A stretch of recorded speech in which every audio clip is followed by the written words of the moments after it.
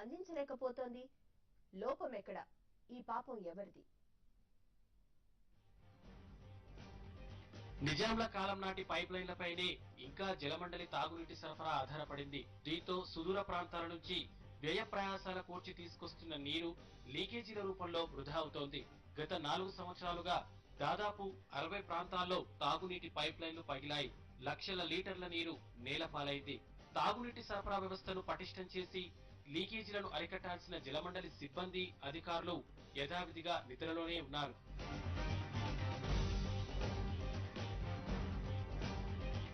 OU survey ప్రకారం జలమండలి సరఫరా చేసే నీటిలో 40% కలుషిత జలాలేనని తేలింది. సాక్షాత్తు సీఎం చైర్మన్ గా ఉన్న వాటర్ బోర్డు పరిస్థితి ఇలా ఉంటే ఎలా అని ప్రతిపక్షాలు దుమ్మెత్తి పోస్తున్నాయి.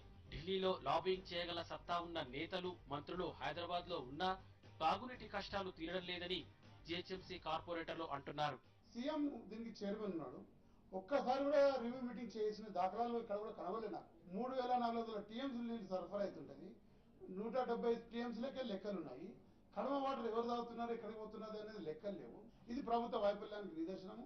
ఇప్పటికైనా కళ్ళు తెరిచి ఇమీడియట్ గా Godavari water, Krishna third phase immediate గా తీసుకొని వచ్చేసి ఈ నగరానికి ఏదైతే ఈ వాటర్ సమస్య ఉందో దాన్ని తీర్చిన ప్రజలు.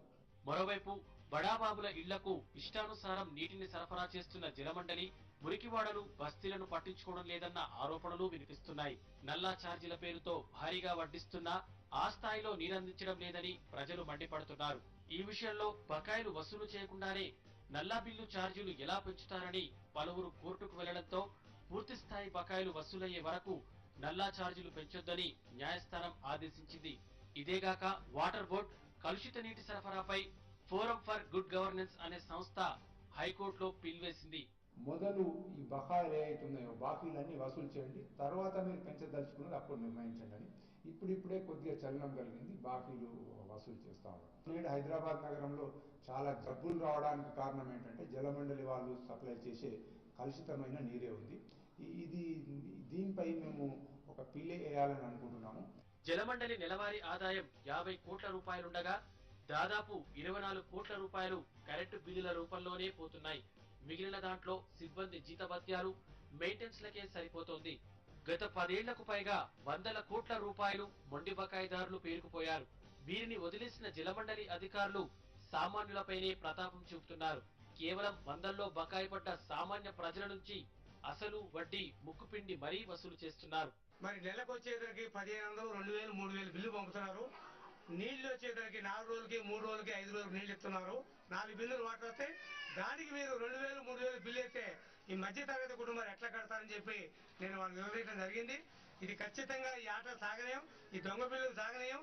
ఈ బిల్లులు తగ్గిపోతే ఖచ్చితంగా పెద్ద ఎత్తున ఇంకా ఉద్యమం చేస్తామని చెప్పి నేను తెలియజేస్తాను. బోర్డు అధికారులు మాత్రం జలమండలి ఆర్థిక వ్యవస్థను గాడిలో పెట్టడానికి చర్యలు తీసుకుంటున్నామని చెప్తున్నారు. లక్షలు, కోట్ల రూపాయల్లో ఉన్న పెండింగ్ బిల్లులను వసూలు చేయడానికి విజిలెన్స్, ఎన్ఫోర్స్మెంట్ టీంలను రంగంలోకి దించుతామంటున్నారు. ఒక కంటిన్యూస్ యాక్టివిటీ కింద మేము టేకప్ చేస్తున్నాము. Every month funds are allocated to the general managers. So దాన్ని ఏంటంటే వాళ్ళు యూటిలైజ్ చేసుకొని డిస్కనెక్షన్ టార్గెట్స్ కూడా ఇచ్చాము అందరికి. సో ఇప్పటిదాకా ఏంటంటే 3955 డిస్కనెక్షన్స్ చేయడం జరిగింది. సో అది విజిలెన్స్ అండ్ ఎన్ఫోర్స్మెంట్ వింగ్ గా కూడా తయారు చేస్తున్నాం దాన్ని.